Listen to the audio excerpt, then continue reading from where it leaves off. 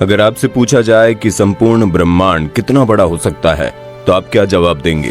अगर आपसे पूछा जाए संपूर्ण ब्रह्मांड की यात्रा करने में आपको कितना समय लग सकता है, चलिए इसका जवाब हम दे देते हैं। मान लीजिए अगर आप एक बंदूक की गोली की रफ्तार से इस संपूर्ण ब्रह्मांड की यात्रा करने निकलेंगे तो अपने पूरे जीवन काल में संपूर्ण ब्रह्मांड के महज 0.00001% हिस्से तक भी नहीं पहुंच पाएंगे, वो भी बंदूक की गोली की रफ्तार से। अब तो आप समझ गए होंगे कि ब्रह्मांड असीम है, अनंत है, जिसका छोर आज भी इंसानों के लिए एक रहस्य बना हुआ है। हमारी पृथ्वी इस ब्रह्मांड में ठीक उसी तरह मौजूद है जिस तरह एक बड़े महासागर में पानी की कोई बूंद मौजूद होती है। जी हाँ, महासागर में बस पानी की एक बूंद। आपने कभी न कभी गौर करके आसमान को जरूर देखा होगा। रात के समय में आसमान में अनगिनत तारे टिमटिमाते हुए दिखाई देते हैं। ब्रह्मांड में न जाने कितनी गैलेक्सीज मौजूद होंगी और उन्हीं में से एक गैलेक्सी का नाम है आकाश गंगा। और इसी आकाश गंगा में किसी धूल के कण की तरह मौजूद है हमारी पृथ्वी, जिसमें हम रहते हैं। रात में हमें जो तारे दिखाई देते हैं वो इस जगह के तारे होते हैं। बहुत विशाल है हमारी आकाश गंगा। दोस्तों, इस समय दुनिया में ऐसी कोई टेक्नोलॉजी मौजूद नहीं जो हमें पूरे ब्रह्मांड की यात्रा करा सके, लेकिन आज के इस वीडियो में हम आपको घर बैठे बैठे संपूर्ण ब्रह्मांड की यात्रा कराने वाले हैं।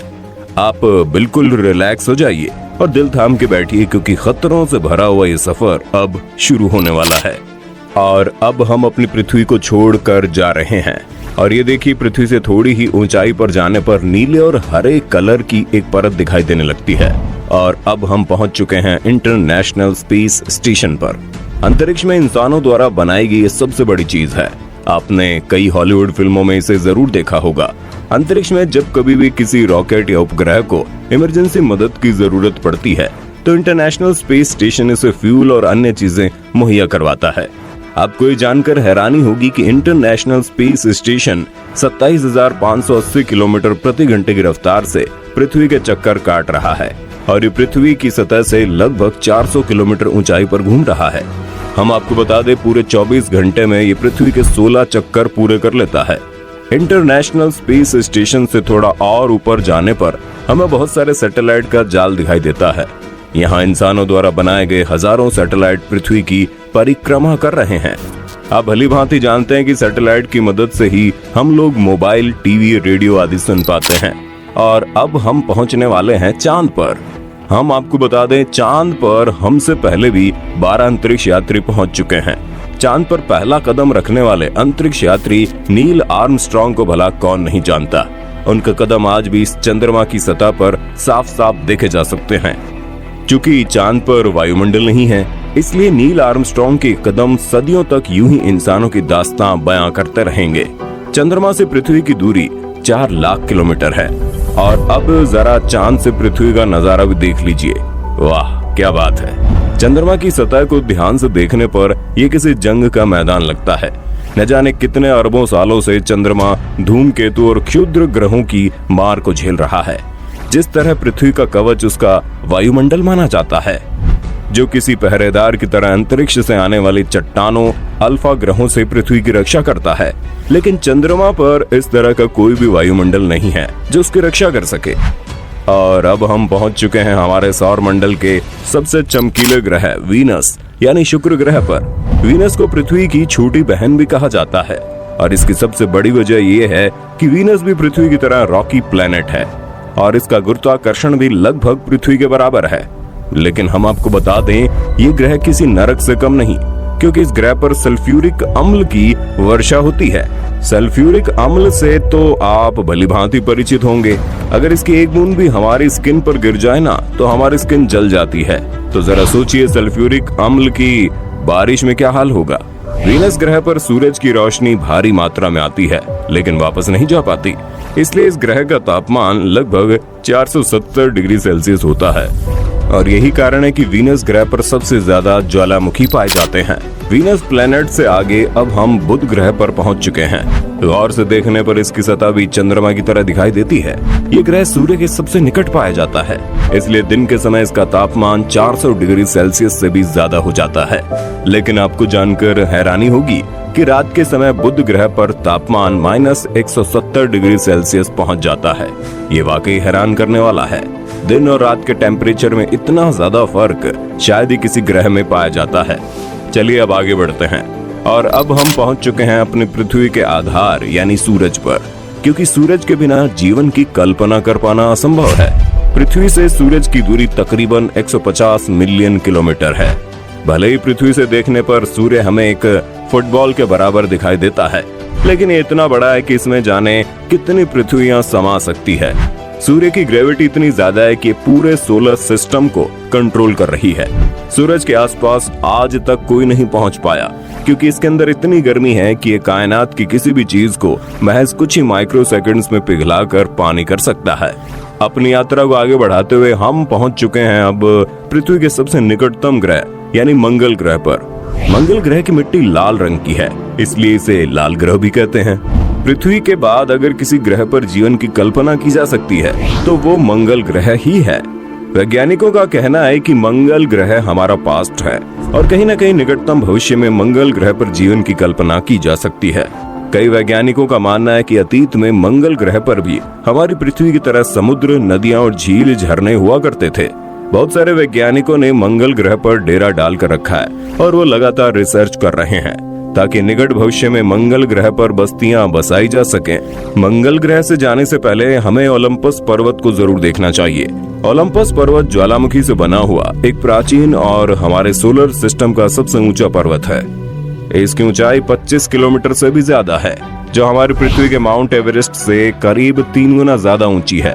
जिस तरह पृथ्वी से आसमान के तारे दिखाई देते हैं, ठीक उसी तरह मंगल ग्रह से हमारी पृथ्वी तक एक छोटे बिंदु की तरह दिखाई देती है। और अब आप थोड़ा सावधान हो जाइए, क्योंकि अब हम मंगल और बृहस्पति के बीच पाए जाने वाले क्षुद्र ग्रहों के बीच पहुंच चुके हैं। और ये है हमारे सोलर सिस्टम का सबसे बड़ा ग्रह जुपिटर। और ये जुपिटर की सतह पर पाया जाने वाला धब्बा लाल कलर का, जो हमारी पृथ्वी से 3 गुना ज्यादा बड़ा है। और अब हम पहुंच चुके हैं सौरमंडल के सबसे खूबसूरत ग्रह शनि पर। इसके चारों ओर रिंग जैसी आकृति का ये वलय वाकई में देखने लायक है।